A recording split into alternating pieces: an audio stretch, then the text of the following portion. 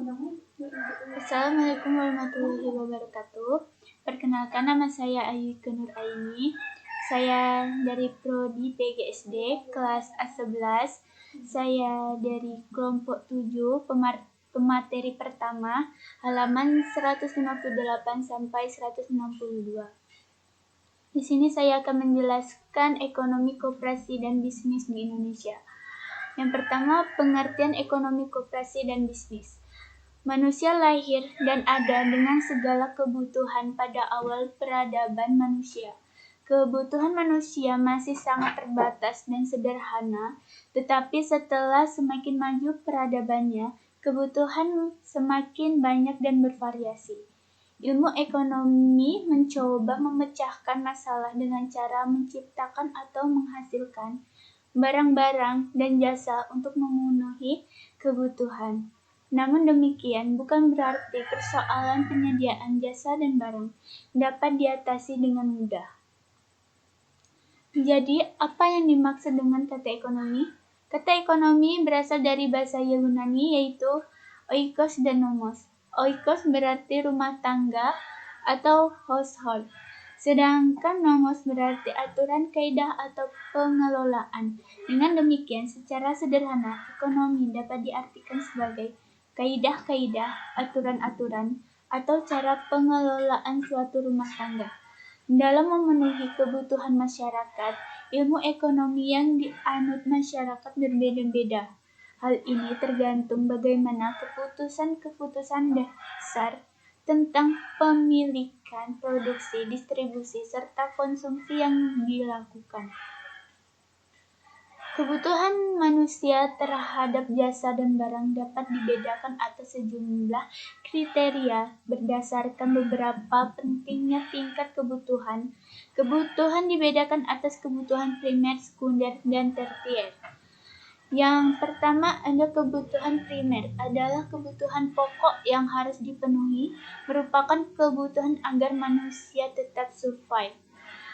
Yang kedua, kebutuhan sekunder, yaitu kebutuhan manusia yang tidak hanya memerlukan kebutuhan primer saja, tetapi juga memerlukan kebutuhan lainnya.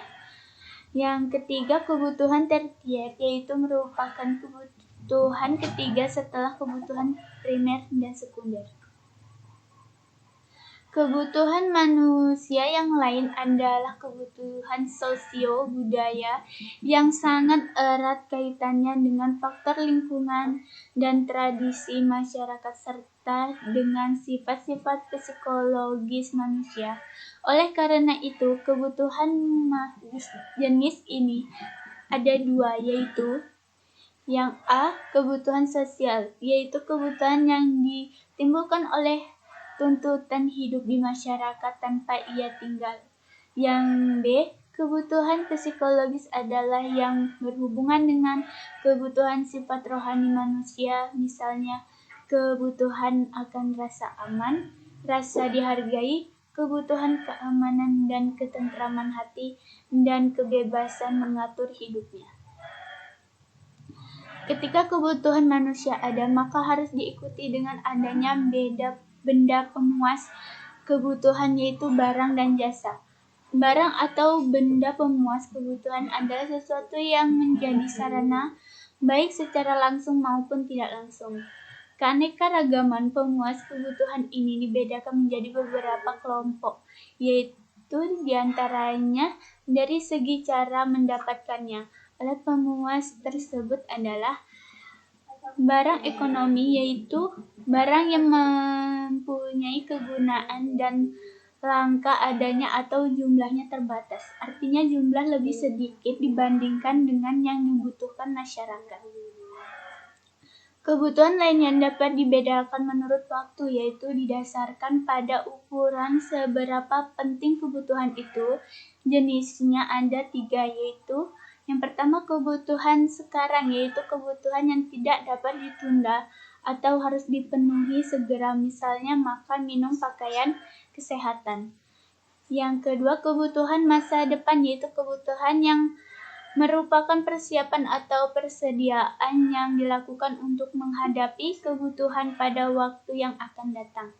Yang ketiga, kebutuhan yang tidak tentu waktunya, yaitu kebutuhan ini muncul secara tiba-tiba atau sifatnya identil.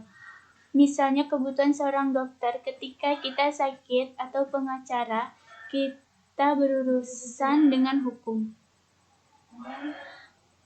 Barang konsumsi adalah barang yang keberadaannya tidak memerlukan pengolahan dan dapat langsung digunakan untuk memenuhi kebutuhan hidup. Barang konsumsi dapat dibagi lagi menjadi dua, yaitu barang konsumsi tidak tahan lama dan barang konsumsi tahan lama.